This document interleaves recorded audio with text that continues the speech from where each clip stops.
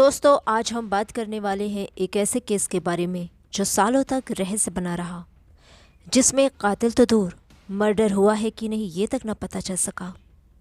लेकिन कहते हैं ना कि जुर्म छुपाए नहीं छुपता। जब लगभग ये केस बंद हो चुका था कि अचानक होता है कुछ ऐसा, जब एक के बाद एक राजों से पर्दा उठता चला जाता है।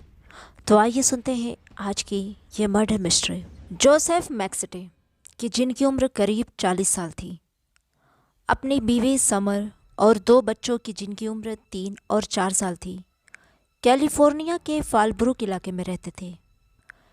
ये एक खुशहाल परिवार था और हंसी खुशी अपनी ज़िंदगी बसर कर रहा था। फिर आता है उनकी ज़िंदगी का वह मनहूस दिन, 4 फरवरी 2010, जब ये परिवार अचानक से लापता हो जाता है। उसी शाम 7:47 पर एक पड़ोसी के सीसीटीवी कैमरे में उनकी कार को जाते हुए देखा गया, लेकिन कार कौन ड्राइव कर रहा था ये रिकॉर्ड नहीं हुआ। उसी शाम 8:28 पर जोसेफ के सेलफोन से उनके business partner Charles Chase Merritt को एक कॉल आती है। मेरिट ने बाद में पुलिस को बताया कि वो कॉल रिसीव नहीं कर सका था क्योंकि वह उस समय फिल्म देख रहा था। अगले कई दिनों तक जोसेफ के रिश्तेदारों ने उनसे संपर्क करने की बहुत कोशिश की, लेकिन असफल रहे। 13 फरवरी 2010 को जोसेफ के भाई माइकल जोसेफ मैक्सटे के घर की खिड़की तोड़कर अंदर घुसे। माइकल को अंदर जोसेफ के 2 कुत्ते घर के पीछे बंधे मिले। 15 फरवरी को माइकल ने एसडी को फ़ोन किया और बताया कि उसका भाई और उसका परिवार लापता है। अधिकारियों ने सर्च वारंट की मांग की और 19 फरवरी 2010 को वो जोसेफ के घर की छानबीन करने उनके घर पहुंचे। हालांकि पुलिस को घर में ज़बरदस्ती या किसी से मारपीट करने का कोई सुराग नहीं मिला। हाँ, ऐसा लग रहा था कि परिवार जल्दबाजी में कहीं गया है।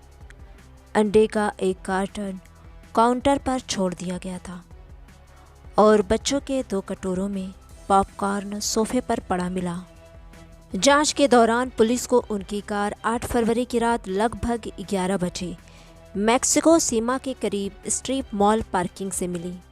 जांच में पता चला कि कार को उसी शाम 5 और 7 के बीच वहां पार्क किया गया था। कार मैक्सिको सीमा के इतने करीब पाई गई कि पुलिस ने मैक्सिको में पैदल यात्री गेट की सीसीटीवी फुटेज की छानबीन की और वहां से प्राप्त वीडियो को 5 मार्च को जारी किया गया, जिसमें देखा जा सकता था कि जोसेफ के परिवार की तरह दिखने वाले 4 लोग सीमा पार कर रहे हैं। छानबीन चलती रही और अप्रैल 2013 में शेरिफ विभाग ने ये घोषणा की कि उनका मानना है कि मैक्सटे परिवार अपनी मर्जी से मैक्सिको गया हुआ है। लेकिन परिवार वाले इस बात से संतुष्ट नहीं थे, क्योंकि जोसेफ के बैंक अकाउंट में लाखों डॉलर पड़े थे और उनके गायब होने के बाद से उनके खातों को छुआ तक नहीं गया था। अगर वो अपनी मर्जी से कहीं गए होते तो पैसों की तो ज़रूरत पड़ती।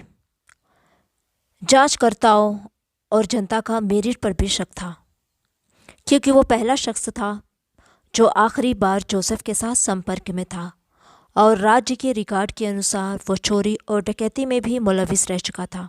पुलिस ने मेरिट से पूछताछ की, लेकिन उस पर कोई भी जुर्म साबित नहीं हो सका। लेकिन कहते हैं ना कि जुर्म छुपाए नहीं छुपता। 11 नवंबर 2013, जब एक बाइकर को कैलिफोर्निया के विक्टोरविले के पास रेगिस्तान में 2 खुदी कब्रें मिलती हैं, उसने तुरंत पुलिस को खबर कर दी। जांच में यह साबित हो गया कि कब्रों से प्राप्त अवशेष जोसेफ परिवार के ही थे।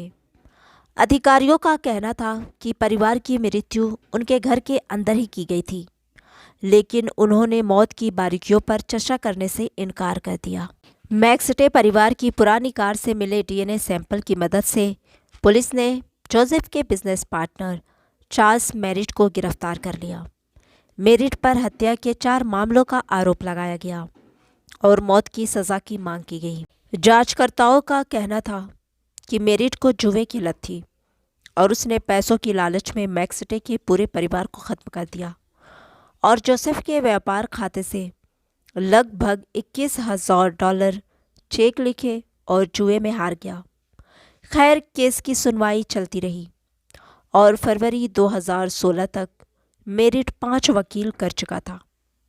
10 जून 2019 को मेरिट को मैक्सटे परिवार की हत्या का दोषी पाया गया। 24 जून को जूरी ने सिफारिश की कि मेरिट को मौत की सज़ा सुनाई जाए। अदालत ने जूरी की सिफारिश को बरकरार रखा और 21 जनवरी 2020 को मेरिट को मौत की सज़ा सुनाई गई। जुए की लत एक ऐसा नशा है जो इंसान को अंधा कर देती है। इस लत ने मेरिट को हैवान बना दिया और उसने अपने ही दोस्त के हंसते मुस्कुराते परिवार को बेदर्दी से मौत के घाट उतार दिया। इस तरह के सुलझे और अनसुलझे केसों के बारे में जानने के लिए आप मेरे चैनल को सब्सक्राइब कर सकते हैं। शुक्रिया।